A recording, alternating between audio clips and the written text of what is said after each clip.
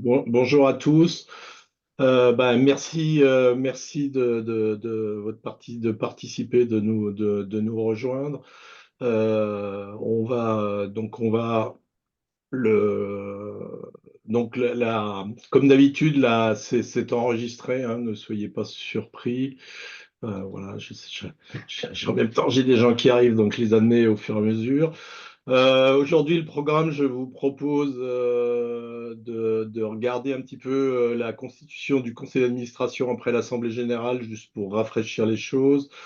Le plaidoyer, donc je pense que vous savez pour la plupart d'entre vous qu'il y a en ce moment les états généraux de l'information et nous avons fait une contribution. Nous en parlerons. Alors, peut-être que certains ne le connaissent pas, mais il y a aussi en même temps les états généraux de la presse indépendante et on y participe, on vous expliquera. On fera un petit point sur l'aide aux médias et notamment sur la lettre ouverte sur 60 millions de consommateurs que vous avez dû voir passer. Et enfin, et c'est très important, nous répondrons à vos questions sur le sujet. Vous pouvez aussi intervenir sur le chat. Je garderai un œil sur le chat au fur et à mesure. Voilà. Surtout, n'hésitez pas. Et puis, bien sûr, vous pourrez prendre la parole ou intervenir via le chat comme vous préférerez. Donc, Julia, je te laisse introduire le- le- cette réunion. Oui, mais tu viens de le faire, mais je le refais. Merci. Oui, Non, mais merci beaucoup, Romary. Non, mais on est content. Enfin, on l'a pas fait assez l'an dernier, on l'a fait un peu. On va essayer de le faire plus systématiquement cette année et à intervalles réguliers parce que voilà, tout le monde n'est pas toujours disponible tous les jours, à toutes les heures, de temps en temps, faire des points avec vous pour vous dire où on en est, les actions qu'on mène, pour répondre à toutes vos questions parce que vous pouvez en avoir. Bon, parce qu'aussi, l'actualité aujourd'hui sur l'indépendance des médias, bah, elle reste quand même extrêmement chargée. Le fait de communiquer avec vous et d'avoir ces réunions, c'est quand même aussi pour nous un moyen de vous dire concrètement ce qu'on fait et de voir aussi pour un certain nombre d'entre vous ce qui peut vous intéresser. Ça nous arrive parfois justement après de ces réunions que l'un ou l'autre d'entre vous nous dise bah, sur cette action, moi j'aimerais bien être bénévole ou plus m'engager sur tel ou tel point. Là, c'était aussi important d'avoir cette réunion pour vous présenter la nouvelle responsable du pôle plaidoyer, les propositions qu'on a pu faire à la fois pour les états généraux de l'information, puis dans le cadre des états généraux de la presse indépendante. Avoir vos retours par rapport à ça. Parfois, vous serez peut-être d'accord, parfois, vous serez peut-être pas d'accord. C'est aussi une manière, et Romary va vous le présenter, de vous montrer la richesse de ce qu'on a pu faire. Et on est pas mal sortis, là, pour une fois, c'était très bien, de Paris, notamment grâce aux états généraux de la presse indépendante. Donc, ça a été une manière aussi pour nous de vous rencontrer un peu partout en France. Et ça, on va continuer à le faire. Donc voilà, c'est des petites réunions, ça prend 1 heure. Mais comme ça, on peut discuter et on va le faire vraiment à encore plus qu'avant à intervalles réguliers. Donc merci d'être là aujourd'hui. Voilà, on va présenter. N'hésitez pas à nous poser des questions dans le chat au fur et à mesure, ça on les prendra. Puis on va laisser vraiment à la fin un temps de questions-réponses pour que vous puissiez vous exprimer librement, nous féliciter, vous plaindre, râler ou proposer vos services. Voilà, merci beaucoup. Donc, des questions qu'on nous pose de temps en temps la composition du CA. Donc, bon, pour beaucoup d'entre vous, ce sera un rappel, mais des fois, faire des rappels, c'est intéressant. Surtout qu'il y a eu une évolution des statuts. Donc, aujourd'hui, le conseil d'administration, il est composé de 7 personnes provenant de la Société des lecteurs du monde, enfin statutairement de 7 personnes. On verra que pour l'instant, il n'y a pas les 7 personnes de la SDL. Il y a pareil 7 personnes parmi les personnalités qualifiées. Donc les personnalités qualifiées sont des gens qui ont montré un intérêt pour les médias, pour leur indépendance, qui sont élus par l'Assemblée générale, hein, pour ceux qui ont participé et qui ont voté. Et enfin, il y a 6 représentants des adhérents qui sont aussi élus par l'Assemblée générale. Donc aujourd'hui, il y a un bureau qui est composé donc, bon, de Julia que vous venez d'entendre, Vincent Nouvet qui est le vice-président, Laure Pachina qui est la trésorière et de moi-même pour le secrétariat général. Julia et Laure proviennent sont sur la partie SDL, Vincent sur les personnalités qualifiées, les journalistes au monde. Euh, et donc moi, élu des adhérents. Donc aujourd'hui, à la SDL, sur la partie gauche, en plus de Laure et de Julia, nous avons Cécile Calmont qui est bénévole depuis le tout début de l'association, Michel Ollermans et Didier Pourquerie. Euh, du côté des personnalités, nous avons Delphine Lalu, qui a une grande expérience dans l'associatif. Elle a été membre du CESE, du Conseil économique, social et environnemental, par exemple. Franck Hanès, qui est le directeur ou le président, je ne sais pas quel est son titre exact, du groupe Sopress. Loïc Rocher-Laurenceau est un bénévole très actif qui est là depuis presque le début, Jean-Christophe Leroy qui a été secrétaire général à un moment, Benoît Huet qui est avocat et qui est un spécialiste, entre autres, pas que, mais entre autres du droit des médias.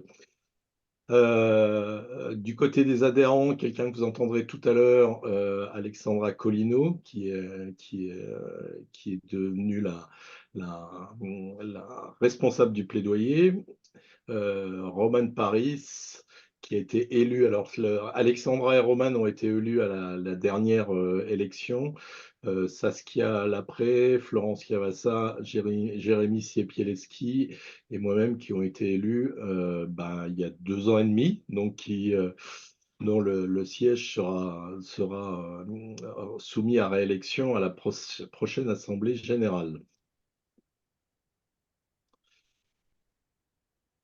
Alors, de façon peut-être plus intéressante et plus dans nos actions, nos actions de plaidoyer et l'actualité actuellement, c'est les états généraux de la formation dont je te laisse parler, Julia, quelques minutes avant de donner la parole à Alexandra. Oui, bah alors c'est parfait. Alors, la question des états généraux de l'information, je pense que vous en avez tous entendu parler. Ça a été lancé par le gouvernement au début de l'automne dernier. Ils sont censés rendre leurs conclusions à la fin de ce printemps. Alors, c'est un peu compliqué de comprendre exactement ce qu'ont pu être ou pourquoi on a des états généraux de l'information aujourd'hui, au sens où ça avait été annoncé depuis même la campagne présidentielle d'Emmanuel Macron. Ensuite, on en avait plutôt entendu parler. Ensuite, il y a eu la crise au journal du dimanche, où vous avez pu voir d'ailleurs des actions et des prises de position d'un bout des médias en défense des journalistes. Et derrière ça, le gouvernement a relancé ces états généraux de l'information. Il y a 5 groupes de travail différents sur différents sujets. C'était pas possible, sinon nous on l'aurait fait, mais ça a été un choix qui a été fait au niveau des états généraux de l'information. C'était pas possible pour une personne morale de participer à ces groupes de travail. C'est uniquement possible pour des personnes physiques. Ce qui était possible pour les personnes morales, c'était de poser des contributions, ce qu'on a fait. Bon, voilà, ensuite, nous, on a toute la mission de plaidoyer, et Alexandra vous en dira beaucoup plus là-dessus que moi. Donc, on va continuer, en fait, avec la mission de plaidoyer à défendre à défendre nos propositions, et on va voir avec attention ce qui va ressortir des états généraux de l'information avec peut-être des points qui trouveront qui feront notre bonheur, et on verra qu'ils ont eu encore des meilleures idées qu'on n'avait pas, et dans ce cas-là, on sera très heureux de les porter, puis peut-être des points qui nous inquiéteront davantage. Donc on attend en fait avec relativement beaucoup d'impatience ce qui va en ressortir. Mais jusqu'à présent, voilà ce qu'on a fait, c'est qu'on a posé notre contribution, et Alexandra, comme nouvelle responsable du plaidoyer, je vais te laisser la présenter. Là-bas, Alexandra, peut-être le plus facile, c'est que tu te présentes toi-même. Absolument, bonjour à tous. Donc, je suis là. Oui, oui. Vous m'entendez correctement? Je suis ravie de prendre ce nouveau poste. En fait, j'ai ce nouveau rôle. Je fais partie de l'association depuis un an. Avec une salade d'endives et de betteraves. Est-ce que vous pouvez couper Est-ce vos que micros? quelqu'un... Voilà. Impeccable. Alors, il faut Car on vraiment entend couper les une micros. recette de salade d'endives en parallèle. Mais Romary, je pense que tu peux couper les micros de tout Ouais. le monde, Alors, si je comme zoome tu es animateur. Donc, je disais que je fais partie de l'association depuis un an et en parallèle, je suis journaliste chez Arte. Voilà, et donc je remplace, enfin, je prends la suite de Daphné au plaidoyer. Quand j'ai commencé à adhérer à l'association, j'ai tout de suite proposé mes services et pour le pôle plaidoyer, c'était ça qui m'intéressait en particulier. Et je suivais une formation justement pour savoir mener une stratégie d'influence, comme on dit.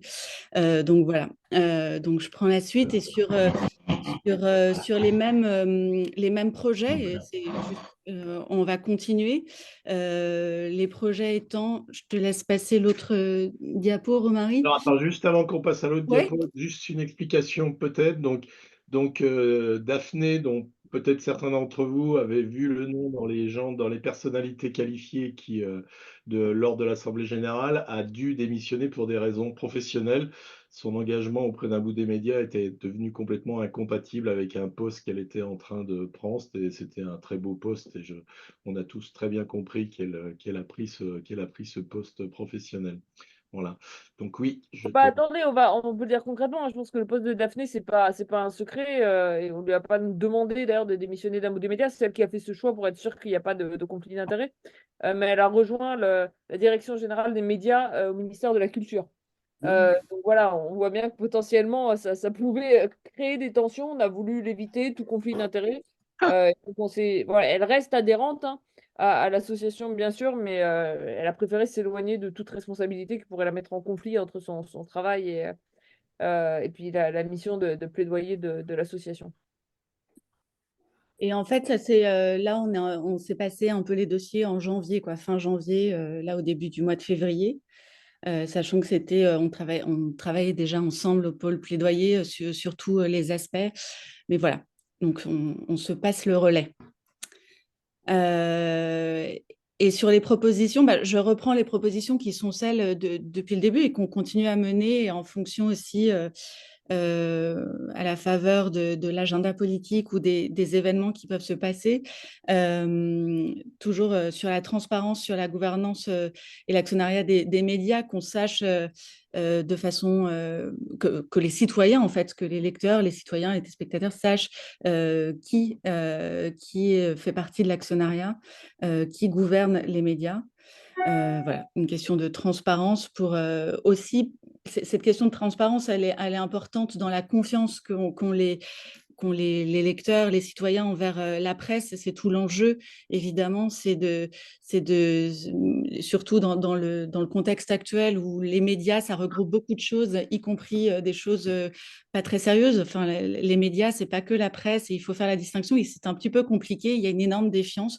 Donc voilà, la transparence sur la gouvernance permet de renforcer un peu la confiance des citoyens envers les médias et c'est important. Sur les investissements minimaux pour une information de qualité, là, c'est pareil, en fait. Une information de qualité, c'est essentiel parce qu'une information de qualité, c'est une information fiable, une information vérifiée, sourcée.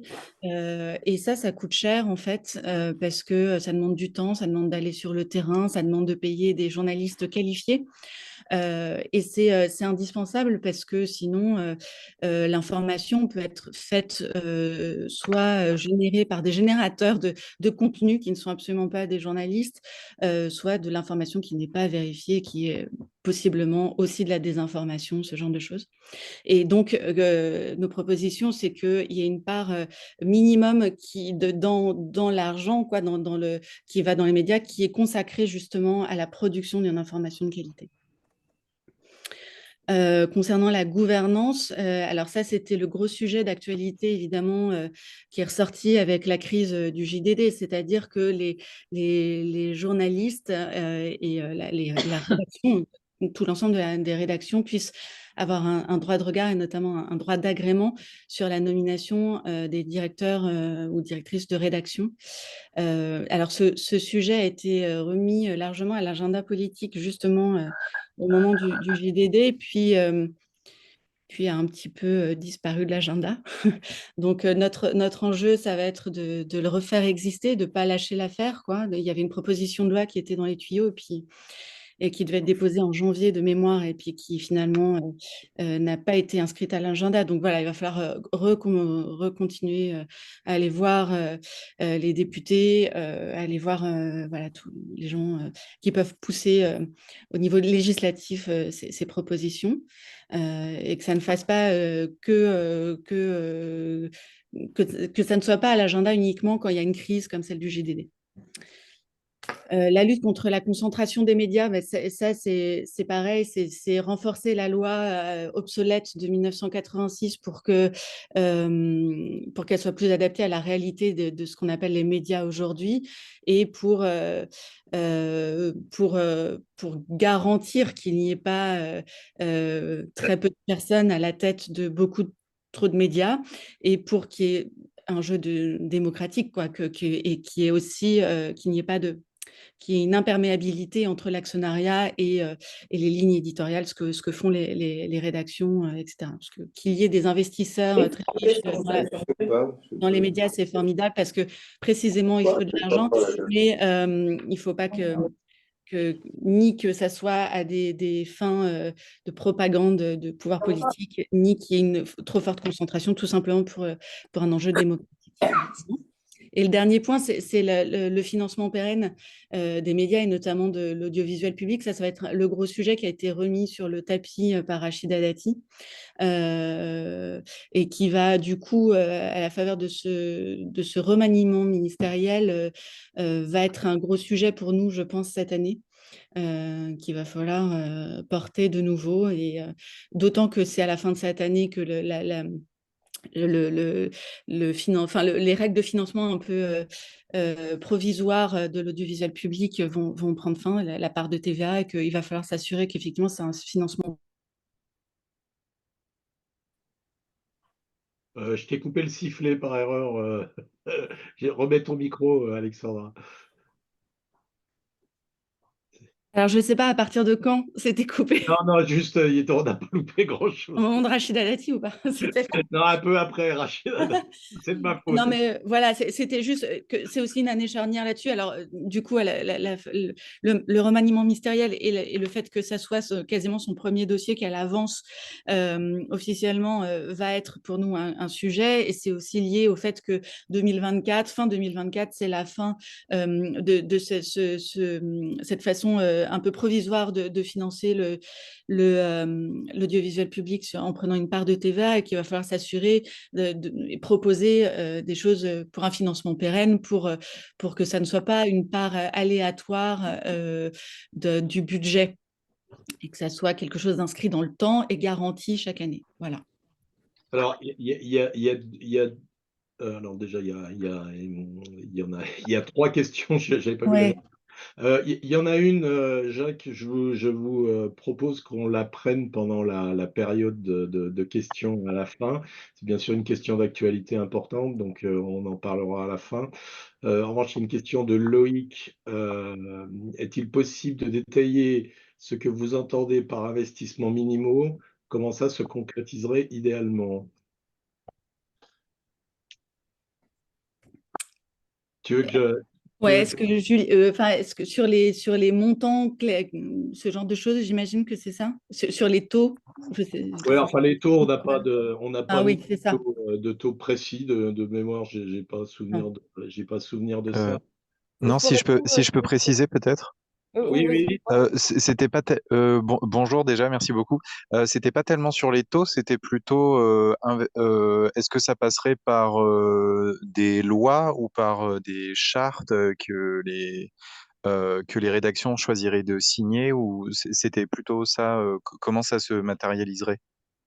Alors, concrètement, ou Alexandra, je veux pas non plus. Vas-y, vas-y, Julien. Non, non, vas-y. Non, en fait, concrètement, pour toutes ces règles-là, et ce qu'on voudrait utiliser, c'est pas évident. Et en fait, ça doit être, pour nous, ça doit relever du législatif au sens où ce qu'on voit bien aujourd'hui avec un Vincent Bolloré et autres, c'est que quand il n'y a pas de règles qui s'imposent, bah, justement, c'est souvent les rédactions sont un peu laissées seules face à leurs actionnaires, que ce soit en termes d'indépendance ou par exemple en termes d'investissement minimal dans l'information. Donc en fait, nous, il s'agirait de conditionnaliser alors, conditionner, pardon, mais alors de manière très technique, conditionner l'attribution d'un numéro de CPPAP à ces 5 règles. Donc, ça veut dire quoi concrètement? Bah, ça veut dire que pour la presse papier et en ligne, pour avoir accès aux aides à la presse, il faudrait respecter ces critères. Ça, c'est la première chose.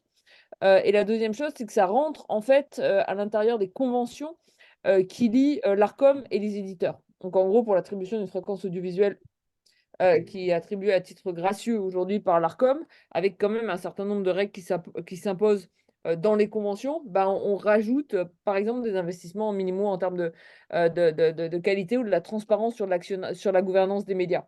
On est obligé de faire comme ça au sens où déjà on ne peut pas simplement dire sinon si vous êtes un média, vous devez avoir un investissement minimal, parce que déjà c'est assez dur de définir qui est un média, qui n'est pas un média. Et puis de toute façon, la loi ne peut pas l'imposer. Par contre, il y a vraiment deux outils qui sont mis à la disposition du législateur, qui sont ce numéro de CPPAP, qui viennent déjà aujourd'hui avec de la conditionnalité, hein. On a eu une réforme il y a à peine quelques mois, en fait, de l'accès au numéro de CPPAP suite au rapport Franceschini, de tout ce qui s'était passé pour Sciences et Vie, d'ailleurs, qu'on avait suivi et auquel on avait participé de très près, avec un bout des médias qui a poussé en fait le gouvernement à demander ce rapport Franceschini, qui a poussé à changer les contributions d'accès au numéro de CPPAP, et notamment aujourd'hui à les conditionner au fait d'avoir du travail journalistique, et notamment des journalistes. Et on dit bah, de la même manière qu'il faut du travail journalistique pour avoir des aides à la presse, parce qu'on a ces aides à la presse, qu'on produit une information comme bien public, bah, il faut aussi garantir, par exemple, le fait d'investir à minima bah, dans les journalistes, dans une salle de presse, plutôt que de redistribuer entièrement tout ce qui peut être fait, toute la recette commerciale en termes de dividendes à des actionnaires. Alors, Ok, c'est très très clair, merci beaucoup. il y a une autre question intéressante. Alors, je la lis. Est-ce que l'un de l'une de ces 5 recommandations, par exemple la 4 points d'interrogation, comprend des objectifs de réforme des aides directes et indirectes à la presse? Alors, il y a deux aspects différents. En fait, c'est pas un objectif de réforme des aides. Enfin, c'est une réforme de l'accès aux aides. Donc, c'est l'accès à un numéro de CPPAP. Donc, l'accès à un numéro de CPPAP, ça vous donne quoi automatiquement? Ça vous donne la TVA à taux réduit, très important, et ça vous donne les tarifs postaux préférentiels. Ensuite, en fonction du type de média que vous êtes, par exemple, c'est pas, si vous avez un numéro de CPPAP, vous n'avez pas les mêmes aides que si vous avez un numéro de CPPAP, plus vous êtes reconnu IPG, information politique et générale. Le fait d'être aussi reconnu information politique et générale, ça va vous donner accès à des aides directes supplémentaires ou à des aides indirectes supplémentaires. Voilà. Donc, il y a quand même. Oui, et aussi, ça vous donne accès au 39 bis A, qui est en fait un. Bref, je vois Claudine, mais elle a raison. C'est aussi un avantage fiscal du point de vue de la fiscalité du média. 39 bis A, c'est l'impôt sur le revenu. Enfin, c'est le. Bref, c'est un numéro d'alinéa du code des impôts. Mais voilà, j'ai pas vu tout le message, j'ai juste vu ça pop-up sur mon écran. Mais après, on n'est pas allé pour l'instant aussi loin que de rentrer dans une totale réforme des aides à la presse, une totale refonte des aides à la presse dans nos mesures. Ça supposerait un travail plus technique. Ça ne veut pas dire qu'on ne va pas le faire à un moment donné. Mais ce qui nous paraît l'essentiel aujourd'hui, on peut discuter est-ce que telle ou telle aide est bien et pas bien, est-ce qu'il ne faudrait pas les redéfinir ou les refondre. Mais ce qui nous paraît essentiel aujourd'hui déjà, c'est d'utiliser cet instrument des aides pour avoir finalement un outil qui nous permette de garantir une meilleure indépendance des rédactions. Et si on le fait juste déjà sur ce numéro enfin en gros sur l'accès à la TVA à taux réduit et sur l'accès aux tarifs postaux préférentiels, c'est vraiment un facteur de changement important par rapport à l'équilibre actuel. Très bien, merci Julien. Donc on passe aux États généraux de la presse indépendante. Donc, les États généraux de la presse indépendante est une initiative qui a été lancée par le Fonds pour une presse libre, qui est le fonds de dotation qui est le propriétaire, pas c'est l'inverse, qui est le propriétaire de Mediapart et qui a lancé cette idée de fédérer des médias, des syndicats, des organisations, des collectifs, tout un tas de gens. Donc on sait, il y a plus d'une centaine d'organisations, de médias qui se sont regroupés dans cette initiative et qui, entre octobre et fin novembre, ont travaillé à la rédaction de propositions. Donc, nous avons rédigé 59 propositions qui sont divisées en quatre chapitres. Le premier chapitre, concentration, actionnariat, droit des rédactions, donc il y avait 4 groupes de travail qui correspondaient. Concentration, actionnariat, droit des rédactions, dont j'ai eu le plaisir d'être le référent et d'animer ce groupe de travail. Renforcer le droit à l'information. Alors, sous ce titre un petit peu abscon, ça fait beaucoup référence au secret des sources, au procès Bayon, aux procédures Bayon, ce genre de choses. Alors, lutte contre la précarisation des journalistes, qui est un petit peu en dehors de nos réflexions à nous, puisque là, c'est vraiment les journalistes qui ont réfléchi à un certain nombre de choses, avec des choses extrêmement intéressantes, moi je trouve, sur la représentativité, par exemple, dans les rédactions, mais pas que, il y a eu d'autres sujets. Et sujet dont on vient de parler, les aides publiques à la presse, où on retrouve d'ailleurs, entre autres choses, il y a d'autres choses, mais on retrouve entre autres choses la conditionnalité que vient d'expliquer Julien, pour pouvoir bénéficier de ces aides à la presse, à un certain nombre de choses. Et alors, dans concentration actionnariat, on retrouve plusieurs des propositions de Un bout des médias. C'est pas tout à fait un hasard, mais elles ont été retenues. Donc, ces mesures ont été présentées à Paris dans une manifestation qui a regroupé à peu près 1000 personnes le 30 novembre. Et comme l'a dit Julien, actuellement, il y a ces états généraux de la presse indépendante, les EGPI, comme souvent on l'appelle en abréviation, se déploient en province. Il y a eu des soirées. Et il va continuer à en avoir quelques-unes. Un bout des médias a été très impliqué dans l'organisation à Marseille et à Lyon. Moi, j'y ai participé aux deux. À Toulouse, on a eu une personne qui est intervenue à la table ronde de Toulouse. Mais il y a eu aussi une manifestation à Strasbourg, à Vire, en Normandie, à Bordeaux. Alors, ce soir à Nantes, là, en ce moment, je pense qu'ils ont démarré. Là. C'est juste en ce moment. Je sais qu'il y en a une qui est prévue à Lille. Il y a encore des discussions sur peut-être d'autres villes, mais pour l'instant, c'est pas encore établi. Donc, il est trop tôt pour en parler. Trop tôt pour en parler. Donc des mesures intéressantes que vous pouvez retrouver alors sur le site du Fonds pour une presse libre, mais aussi il y a un lien dans un des articles de notre blog et il y aura très prochainement un nouvel article sur le sujet, notamment pour évoquer les manifestations de Marseille et de Lyon, dans lequel on remettra les liens pour accéder aux 59 propositions qui sont, je pense, assez intéressantes de lire. Alors, la suite. Pardon? Ah, j'ai entendu quelqu'un, mais c'est... Donc, vous le savez, nous avons une de nos activités, alors dont on ne parle pas toujours pour des raisons évidentes de confidentialité, et ce n'est pas toujours facile, mais un sujet sur l'aide à la presse. Donc là, Julia, je vais te laisser la parole. Voilà, sur 60 millions de consommateurs, et notamment la lettre que nous avons publiée il y a une quinzaine de jours, si ma mémoire est bonne.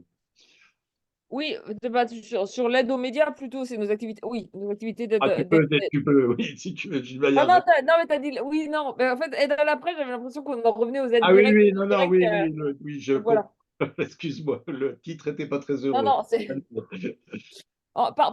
parmi nos raisons d'être à un bout des médias, il y a vraiment de travailler et de venir en soutien pour les médias qui nous en font la demande, qui ont des besoins qui peuvent être différents. Ça peut être des gens qui veulent créer un média à partir de rien, et on va les aider pour faire des campagnes de financement participatif, ou des médias qui sont en difficulté financière, qui cherchent des fonds. Ça peut être des médias qui sont attaqués dans leur indépendance. On peut les aider plus ou moins visiblement à essayer de négocier des choses, ou alors à faire des tribunes, à mobiliser des gens. Puis ça peut être des médias qui ne sont pas attaqués fondamentalement dans leur indépendance, mais potentiellement dans leur raison d'être, et qui se retrouvent fragilisés d'un point de vue économique. Ce qui se passe aujourd'hui à 60 millions, on va pas rentrer dans les détails, puisque d'abord on est tenu à la confidentialité, et qu'on a des discussions en cours. Après, on en parle aujourd'hui parce qu'on a publié une lettre ouverte, on vous l'a envoyée à toutes et à tous.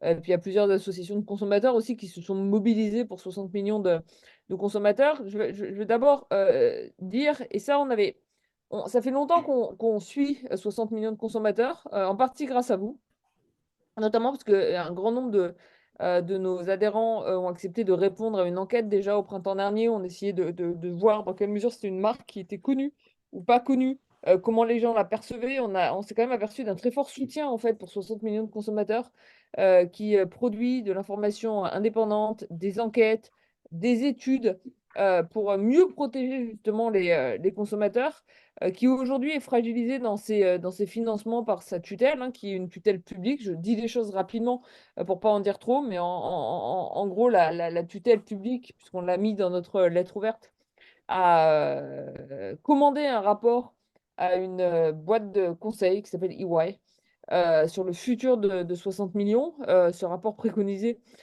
plutôt des solutions qui vont dans le sens d'une fragilisation forte de ce média-là. Nous, on pense que c'est dangereux pour plusieurs choses, hein, parce qu'on sera moins bien informé sur 60 millions de consommateurs. Deux, parce qu'en fait, on se retrouvait même dans une situation de monopole par rapport à l'information sur la protection des consommateurs. On pense qu'il y a un espace important, à la fois en termes de pluralisme sur l'information aux consommateurs, mais aussi par rapport à ce que produit, fait, crée aujourd'hui 60 millions de consommateurs. Donc, avec un bout des médias, on a travaillé auprès d'eux, hein. On a été saisi officiellement par leur CSE. On travaille avec eux aujourd'hui main dans la main pour proposer des scénarios alternatifs qu'on va présenter à la tutelle, qui sont présentés lors de réunions de leurs instances formelles. Là, sur 60 millions, je ne vais pas répondre à des questions parce que je veux pas sortir de ce que j'ai prévu de dire, au sens où je ne veux pas en dire plus que ce qu'on a le droit de dire. Mais on vous tiendra au courant de la suite. C'est extrêmement important pour nous parce que c'est une mission qui nous a permis de mobiliser un certain nombre de nos capacités. Et ça fait partie des missions d'un des médias, c'est-à-dire qu'on a des gens qui sont bons sur le modèle économique, on a des gens qui sont bons sur le juridique. On a des gens qui sont bons sur ces différents aspects-là. On avait besoin de tout ça pour 60 millions. Sur le juridique, on en a fortement besoin parce qu'il y a tout un aspect qui relève du financement de la mission d'intérêt général et dans quelle mesure ça crée ou non des distorsions de concurrence, par exemple. Donc on y a passé beaucoup de temps, on continue à y passer beaucoup de temps. C'est des équipes auxquelles on est très fortement attachés maintenant parce que ça crée des liens aussi quand même de travailler pendant plusieurs mois avec des gens en fait. Et du coup, voilà, on a entamé cette bataille ensemble il y a plusieurs mois. On espère qu'elle se conclura bien. On vous tient au courant de tout ça. De toute façon, vous recevrez toutes nos informations. Et pour le coup, quand on aura tout fini, et enfin, quand ça sera bouclé et que on espère toutes les nouvelles seront bonnes et voilà, bah, on aura l'occasion de répondre à des questions. Et même en fait, ce qu'on voudrait faire, on a hésité à le faire, mais là, c'est trop tôt, vu là où on en est. C'est à un moment donné faire une réunion autour de 60 millions avec les équipes de 60 millions. Et puis voir même si tout ça, ça prend forme de faire un pot pour fêter 60 millions. Et ça, on en reparlera un peu plus tard. Mais voilà, en tout cas, c'est un plaisir de travailler avec leurs équipes. Ça a été l'occasion aussi pour nous de découvrir. Certains, on connaissait ce média, d'autres, on ne connaissait pas tout ce qu'ils faisaient et leur formidable travail. On espère que ça va continuer et on vous tiendra au courant de la suite au cours des prochains mois. Eh bien, merci Julia. Avant de passer au sujet suivant, j'ai pas de slide, mais je vais en parler à l'oral.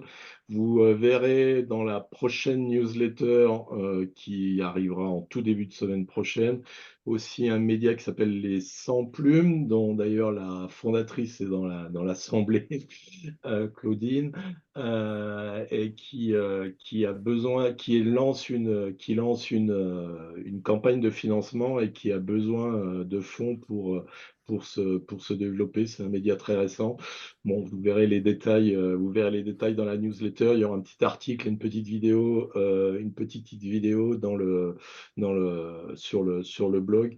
D'ailleurs, je pense que la vidéo, Claudine, je crois qu'on peut déjà la voir sur ton site ou sur, voilà, je sais plus, je sais plus. Alors oui, mais le lancement véritable se fera début de semaine prochaine parce qu'il manquait des sujets sur le site, j'étais un peu malade. Donc la semaine prochaine, on va véritablement entendre parler du lancement officiel de la campagne. Voilà, ben, on sera synchro avec ton lancement officiel. Exact. Et ce sera 5 jours avant mon procès contre Bolloré. Je vous tiens au courant. Bon. Un sujet dont on va pas parler très longtemps, mais dont je trouvais important de parler. Alors normalement, ça aurait dû être Loïc Rocher-Laurenceau qui aurait dû en parler, puisque c'est lui qui a travaillé sur ce sujet-là, mais pour des raisons professionnelles, il a dû se décommander ce soir, mais il m'a préparé ce petit slide. Alors vous enlevez Assemblée Générale que je croyais avoir enlevé, mais que j'ai pas enlevé. Euh, et euh, donc c'est un organisme qui est tout nouveau, qui vient de se créer, qui s'est créé majoritairement par des journalistes, mais pas que. Il y a des associations, dont un bout des médias, qui ont œuvré à la création de cette association organisme, dont le but est de créer de l'information, en fait, pas en recueillant des atteintes à la presse, sur la liberté d'informer, sur les attaques sur les journalistes. Euh, donc c'est tout nouveau, hein. L'association a été créée fin 2023. Un bout des médias, comme membre fondateur, a un siège au conseil d'administration. Donc c'est Loïc qui est notre représentant sur le sujet. Voilà, il y a une deuxième association, pour ceux qui connaissent les assises du journalisme, c'est l'association Journalisme et Citoyenneté qui organise ces assises. Donc il y a deux personnes morales dans cet organisme. Donc là, ils sont en train de s'organiser, de créer une base de données. Il devrait y avoir un événement public de lancement. Donc vous pourrez, vous, faire des signalements, hein. C'est un des objectifs, c'est que chacun puisse faire des signalements. À ma connaissance, c'est encore un peu tôt pour le faire. Tout n'est pas en place, mais ça ne devrait pas tarder. Je sais que les gens qui s'en occupent sont très motivés pour ça.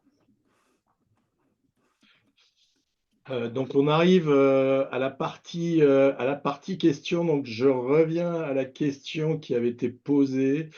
Je pense que Julia, tu es la personne la plus compétente pour répondre à cette question. Suivez-vous la demande du Conseil d'État à l'Arcom pour CNews de mettre en place un réel pluralisme et la façon de l'Arcom de mettre en place un nouveau contrôle?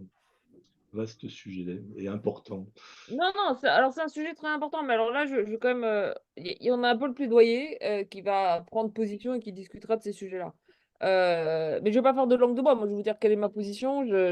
C'est un sujet sur lequel j'ai travaillé, sur lequel je me suis exprimée, sur lequel j'ai publié une tribune.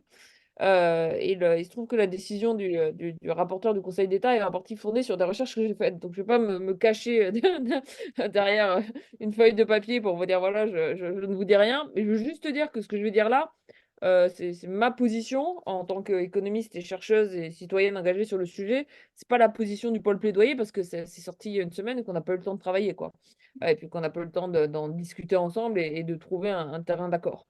Il y a plusieurs choses que je soulignais par rapport à cette décision du Conseil d'État.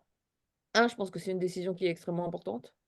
Deux, je pense que c'est une décision, contrairement à ce qu'on a voulu nous faire croire au cours des derniers jours, qui doit absolument pas être lue comme une décision anti-CNews. C'est une décision sur CNews parce que le Conseil d'État avait été saisi par Reporters sans frontières sur le cas de CNews. Mais en fait, c'est une décision dont les conclusions vont s'appliquer à l'ensemble en fait des chaînes de la TNT. Donc c'est complètement différent. C'est-à-dire que c'est pas CNews doit se comporter différemment, on va subir un traitement particulier. Et c'est une décision qui était nécessaire pour la raison suivante. On considère, en tout cas, ça fait partie de ma position, et je pense que le pôle plaidoyer d'Un bout des médias sera d'accord là-dessus. On considère que non seulement il faut, pour préserver le pluralisme de l'information, ce qu'on appelle un pluralisme externe, c'est-à-dire suffisamment de concurrence, donc suffisamment de médias différents. C'est par exemple pour ça qu'il y a des règles pour éviter une surconcentration de la presse écrite. Et ce qu'on appelle un pluralisme interne, qui sont des règles spécifiques qui s'appliquent à l'audiovisuel. Pourquoi on a besoin d'un pluralisme interne pour l'audiovisuel, en plus des règles de pluralisme externe? Parce qu'on a, en fait, avec les fréquences audiovisuelles, ce qu'on appelle un bien rare, qui fait qu'on a un nombre de fréquences audiovisuelles qui sont limitées. Sur la TNT, par exemple, vous n'avez même pas une trentaine de fréquences audiovisuelles. Et il se trouve que ce bien rare, en plus, en France, est attribué aux différentes chaînes de manière gracieuse. Donc en fait, vous ne payez pas, il n'y a pas une mise aux enchères pour avoir accès à telle ou telle fréquence, ce qui n'est pas le cas dans tous les pays, hein. Donc c'est normal que ça vienne avec un certain nombre de contreparties. C'est important de continuer à réguler le pluralisme interne à l'intérieur de ces chaînes, parce que non seulement c'est un bien rare, mais parce que si vous regardez toutes les études qui sont faites sur les comportements de consommation des médias, vous avez des citoyens qui sont nombreux aujourd'hui à ne regarder encore qu'une chaîne ou deux chaînes de télévision.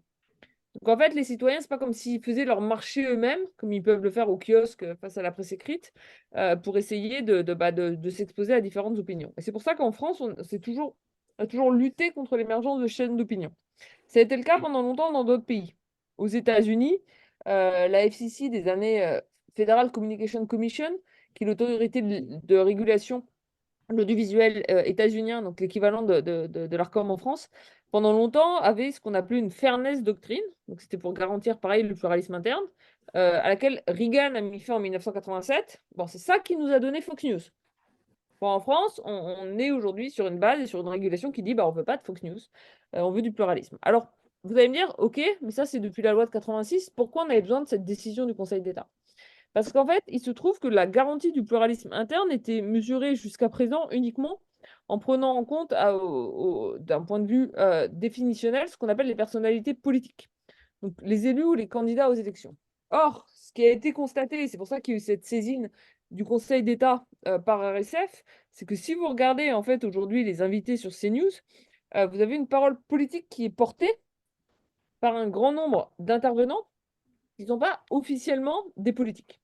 Par exemple, le temps de parole, un exemple que j'aime bien, mais le temps de parole d'un Éric Zemmour n'était pas classifié politiquement jusqu'en septembre 2021. Bon, il s'est prêté quand même à être candidat à l'élection présidentielle, et celui de Philippe de Villiers, il n'est toujours pas aujourd'hui sur CNews. Donc, ce que dit le Conseil d'État, c'est qu'on doit élargir cette approche de ce qui permet de mesurer le pluralisme afin d'avoir une mesure du pluralisme plus adaptée aujourd'hui aux pratiques des différentes chaînes. Et notamment prendre en compte également quand ça apparaît comme un outil finalement de mise en œuvre d'une chaîne d'opinion, bah, prendre en compte également le temps de parole des intervenants non strictement politiques, comme défini aujourd'hui par l'ARCOM. Donc ça oblige en fait l'ARCOM, l'autorité de régulation de l'audiovisuel, à revoir sa copie. Revoir sa copie, ça va pas être facile. Je veux dire, il n'y a personne ici qui sait comment faire exactement. Et je pense que voilà, le Conseil d'État donne 6 mois à l'ARCOM, et j'espère que ça va être 6 mois d'intelligence collective pour réfléchir à la meilleure manière de le faire. Et là, pour le coup, Un bout des médias et le pôle plaidoyer, on espère contribuer. On n'est pas plus intelligent, mais pas plus bête non plus. On espère qu'on aura cette réflexion collectivement avec l'ARCOM, avec les chercheurs, avec les associations qui travaillent pour l'indépendance des médias et avec les éditeurs qui sont quand même les premiers concernés. Donc voilà, là, il y a toute une nouvelle voie qui s'ouvre, une nouvelle période. C'est particulièrement important maintenant parce qu'en plus, il va y avoir la réattribution de 15 fréquences de la TNT d'ici 2025. Donc ça pose aussi la question de la manière dont on va écrire les conventions entre les éditeurs et les chaînes. Et c'est vrai que Alexandra, nos prêchures, mais je trouve que ça va faire partie des choses sur lesquelles il va falloir se mettre au travail. Ce pas des questions qui sont simples, c'est des questions qui sont techniques. Mais c'est des questions auxquelles, encore une fois, personne n'a de réponse individuellement. Et donc c'est là où la beauté du travail collectif. Très bien, merci Julia pour cette réponse complète où effectivement la position officielle d'un bout des médias n'est pas du tout définie encore, mais voilà, ça viendra. Est-ce qu'il y a d'autres questions? Est-ce que quelqu'un veut poser des questions? Vous pouvez ouvrir votre micro et la poser directement, il n'y a pas de souci. Bon, je vois pas de volontaires.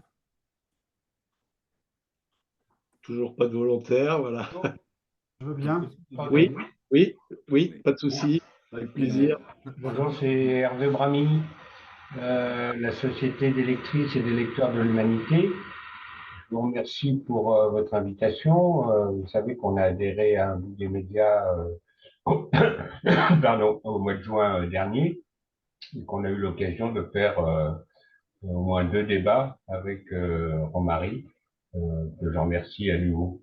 Non, je voulais juste, c'est pas une question, c'est vous communiquer une information parce que nous avons lancé avec d'autres journaux une pétition pour la distribution par la poste des quotidiens pour que les abonnés puissent recevoir le jour même leur journal, ce qui est loin d'être le cas partout en France. Et nous porterons cette pétition aux alentours du 20 mars. La date n'est peut-être pas encore décidée définitivement, mais ça devrait être autour de cela. C'est pour nous un problème de démocratie, mais aussi de pluralisme, puisqu'il est important que les abonnés reçoivent leur journal le jour même. Donc, je voulais vous communiquer cette information. Je vous remercie. Merci Hervé. Est-ce qu'il y a d'autres questions ou commentaires ou voilà, remarques comme Oui, Marcel, je vois. Je peux dire un petit mot, s'il vous plaît. Oui. Si vous m'entendez, si tout le monde m'entend. Oui. J'ai bien entendu l'explication de Julia Cagé concernant à la fois le Conseil d'État et l'ARCOM. Ce que je regrette un petit peu, c'est que le service après-vente de cette décision ne se fasse pas. Parce qu'actuellement, CNews, Europe 1 mène une véritable campagne en disant que c'est une atteinte à la liberté d'expression, etc., etc. Et ensuite, quand il va falloir prendre une décision, je dirais que la campagne qui a été menée risque de fausser complètement cette prise de décision. Parce que si jamais il y avait le moindre restriction sur ce qui est dit sur les antennes, on va dire des radios, des médias de droite, voire d'extrême droite, ça déclencherait un véritable scandale. Donc, l'explication, je l'ai entendue, elle est très intéressante. Il faudrait qu'elle soit entendue un petit peu plus fortement, je dirais. Je suis tout à fait d'accord avec vous. Bon, je pense qu'on est tous prêts hein, à aller travailler et se battre pour faire le service après-vente de cette décision. Enfin, c'est pas moi qui ai pris cette décision, mais voilà, je vous ai dit ma position. J'ai écrit une tribune j'ai écrit une tribune pour prendre position encore plus fortement, qui a été publiée la semaine dernière. Dimanche, je ne vais pas faire la publicité, je serai dans ces politiques, ils vont faire un débat sur le sujet avec des gens qui ne seront pas d'accord. Et je serai aux côtés de Christophe Deloire parmi les gens qui seront d'accord. Des gens comme Christophe, ils ont quand même. Ils sont allés, hein. Il a été à l'heure des pros, il a essayé, voilà. Mais vous voyez qu'il y a parfois des conditions de débat inéquitables pour ceux qui ont regardé cette émission. Moi, je n'ai pas été invitée. Si j'avais été invitée, j'y serais allée aussi pour la défendre. Mais c'est vrai que le problème, justement, quand il y a un manque de pluralisme et d'expression d'opinions diverses sur un sujet, c'est que sur un sujet comme ça, ces news européens vont faire campagne sans donner la parole aux deux côtés.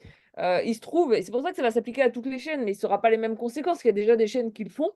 Que si vous allez regarder ces politiques sur France 5 dimanche soir, je sais très bien qui sera face à moi, et il y a des gens qui sont contre cette décision.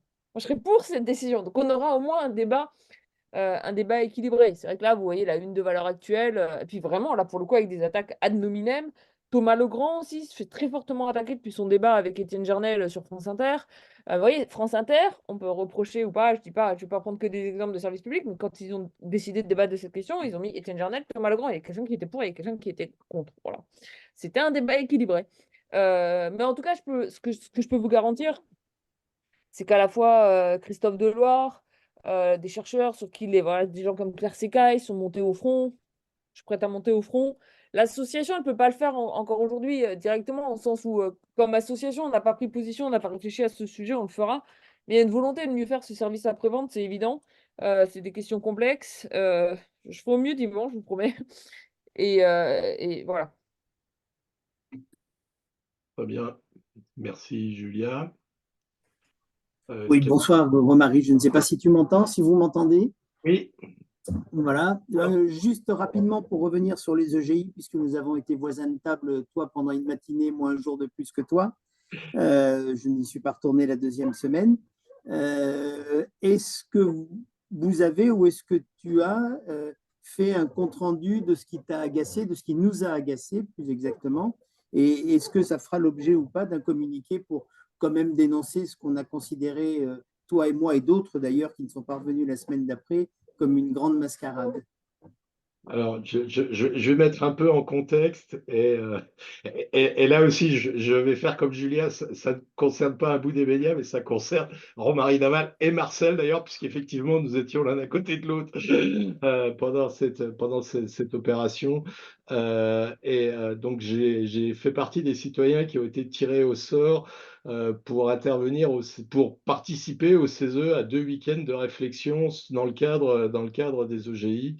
Et je suis parti au bout d'un jour et demi, pas une demi-journée. Romary, juste, je t'interromps pas, mais quand même qu'on distingue bien, là on parle vraiment, parce que tout à l'heure tu as parlé, on parle plus des états généraux de la presse indépendante qui ont été Non, mis oui, mais vraiment des états généraux de l'information voilà. poussés par le gouvernement et auxquels tu as aussi participé. Mais comme tu as eu les deux casquettes, je préfère me mettre Voilà. au clair pour tout le monde. Et ma présence au CESE était à titre individuel. J'ai posé ma candidature, comme Marcel l'a fait, mais comme d'autres l'ont fait. Il y en a qui n'ont pas été pris, il y en a qui n'ont pas été pris. Et moi, j'ai été pris, mais pas en tant que membre d'un bout des médias ou secrétaire général d'un bout des médias, en tant que Romary Daval.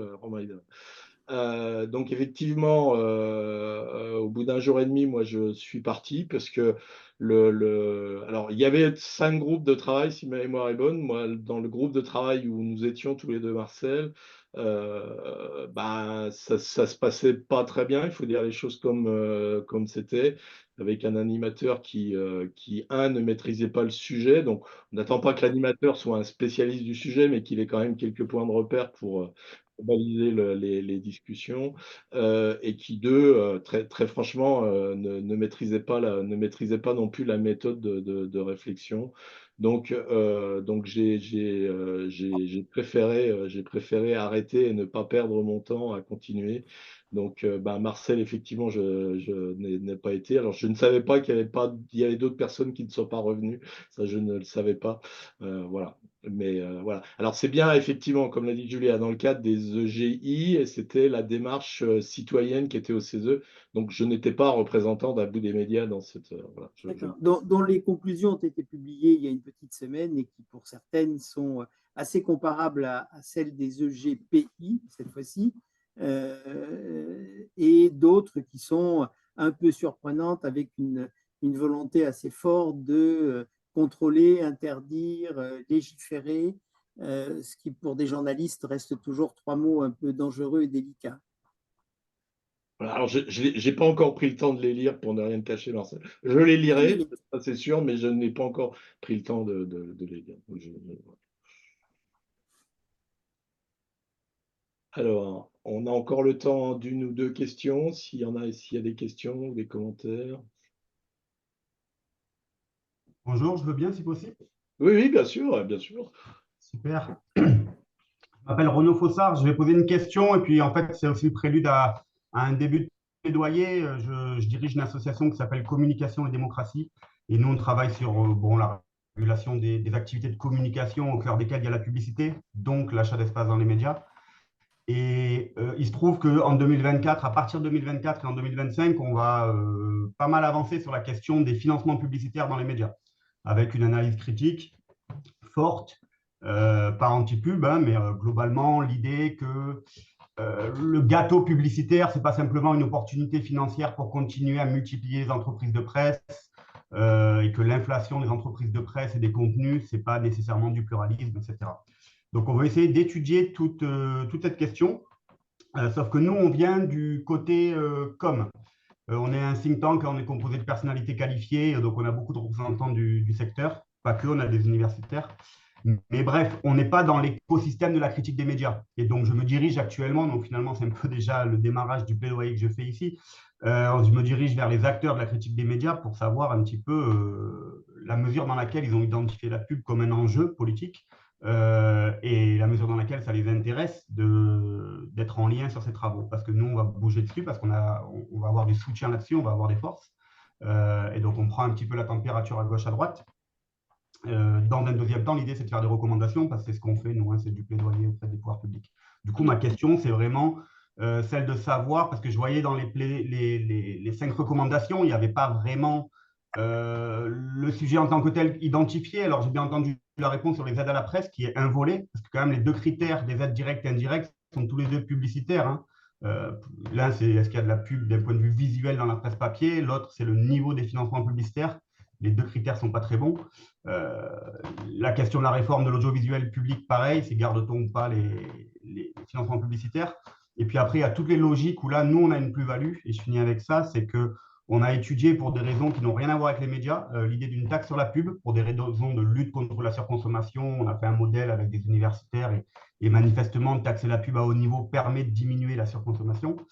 L'intérêt, c'est que ça génère beaucoup de recettes, plus d'1 milliard. Donc, c'est là qu'on s'est dit, ah, tiens, il y a peut-être quelque chose à faire du côté d'un fonds pour l'indépendance des médias. Donc, voilà un petit peu le programme qu'on a. Et donc, la question ouverte, c'est y a-t-il une réceptivité sur une analyse critique des financements publicitaires dans les médias du côté d'un bout du monde? Alors, dans le... Alexandra, peut-être? Ouais. Je peux faire Ouais, pardon. Ouais, Bonsoir vas-y. Renaud. Et c'est vous qui m'avez, je crois que vous m'avez envoyé un message que je n'ai pas encore transmis au bureau, le temps juste de le faire. Donc, Tout à je fait. n'ai pas encore transmis Contact il cette y a 2 question, jours. mais je me souviens de votre message d'il y a 2 jours. Absolument. Romary, excuse-moi. Oui, juste une chose sur le sujet, alors qui n'est pas exactement votre sujet, mais qui s'en rapproche quand même. Vous connaissez peut-être le CDJM, le Conseil de déontologie du journalisme et de médiation, qui est donc un organisme qui s'intéresse, comme son nom l'indique, à la déontologie, et qui vient de démarrer, enfin ça fait déjà 2 mois, un groupe de travail sur l'aspect communication versus information.